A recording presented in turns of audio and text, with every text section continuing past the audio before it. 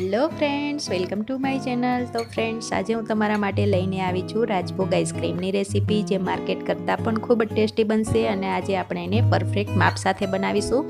તો ચાલો video start કરીએ. અને હા, વિડીયો સ્ટાર્ટ કરતાં પહેલાં રિક્વેસ્ટ છે કે તમે હજી સુધી મારી ચેનલને સબસ્ક્રાઈબ ના કરી હોય તો જરૂરથી કરી દેજો અને સાથે રહેલા બેલ આઇકનને પણ પ્રેસ કરી દેજો, જેથી તમને મારા નવા વિડીયોના નોટિફિકેશન મળતા રહે.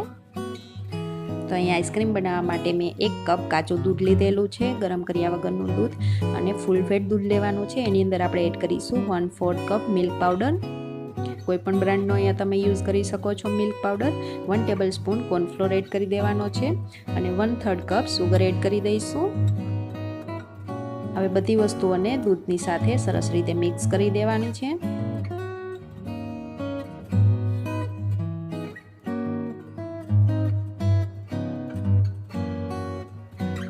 તો અહીંયા દૂધમાં સરસ રીતે બધી વસ્તુ મિક્સ કરી દીધી છે. હવે ગેસની લો ટુ મીડિયમ ફ્લેમ ઉપર રાખી અને દૂધને ઉકાળવાનું છે અને આ રીતે કન્ટિન્યુઅસલી આપણે એને ચલાવતા જવાનું છે.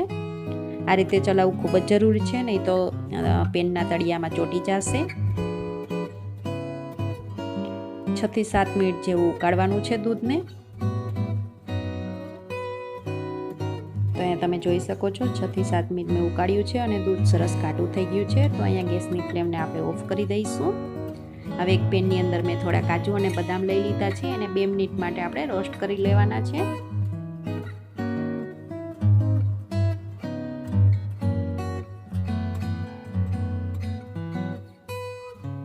હવે કાજુ અને બદામ થોડા રોસ્ટ થઈ જાય એટલે આપણે એની અંદર થોડા પિસ્તા એડ કરી દઈશું. પિસ્તાને શેકાતા વાર નહીં લાગે, તો આપણે એને થોડા લાસ્ટમાં એડ કરવાના છે.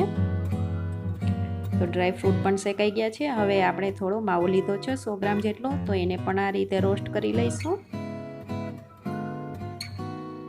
માવો તમે પણ બહારથી પણ લઈ શકો છો અને ઘરે પણ બનાવી શકો છો. તો અહીંયા માવો પણ સરસ રીતે શેકાઈ ગયો છે, સરસ સુગંધ આવે છે અને એને પણ આપણે હવે સાઈડમાં રાખી દઈશું. હવે અહીંયા મેં 1 કપ વ્હીપિંગ ક્રીમ લીધેલી છે, જે આપણે કેકમાં યુઝ કરીએ છીએ એ જ વ્હીપિંગ ક્રીમ લેવાની છે અને આ રીતે ઇલેક્ટ્રિક મશીનથી હું એને વ્હીપ કરી લઈશ.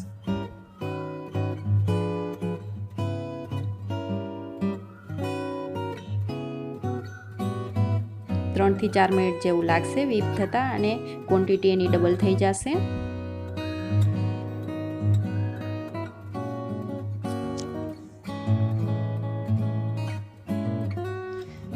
તો ક્રીમ અહીંયા વ્હીપ થઈ ગઈ છે.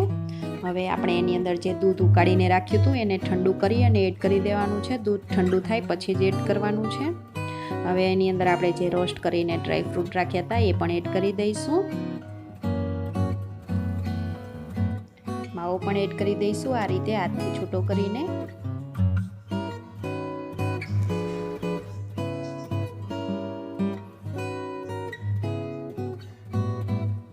હવે અહીંયા મેં 2 ટેબલ સ્પૂન જેટલું મિલ્ક લઈ એની અંદર કેસર પલાળીને રાખ્યું હતું, તો એને પણ એડ કરી દઈશું. કેસર મેં ખાલી અહીંયા કલર માટે જ યુઝ કરેલું છે. તમે કેસરની જગ્યાએ કોઈ પણ ફૂડ કલર પણ યુઝ કરી શકો છો.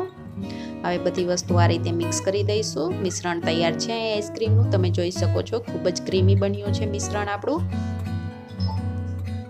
હવે એને આપણે એરટાઇટ કન્ટેનરની અંદર આ રીતે ટ્રાન્સફર કરી દેવાનું છે.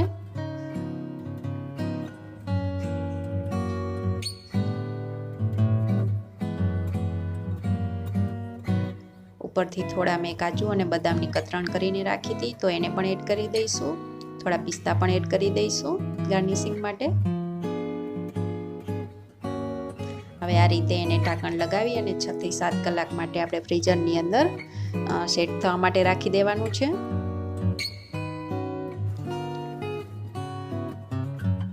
તો અહીંયા 6 થી 7 કલાક પછી આપણું આઈસ્ક્રીમ સરસ રીતે સેટ થઈ ગયું છે.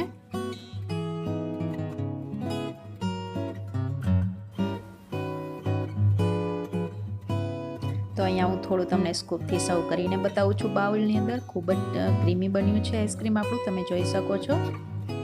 તો તમે પણ આ રીતે જરૂરથી બનાવજો. પરફેક્ટ માપ સાથે બનાવશો, ખૂબ જ સરસ બનશે અને બાળકો ખૂબ જ એન્જોય કરશે.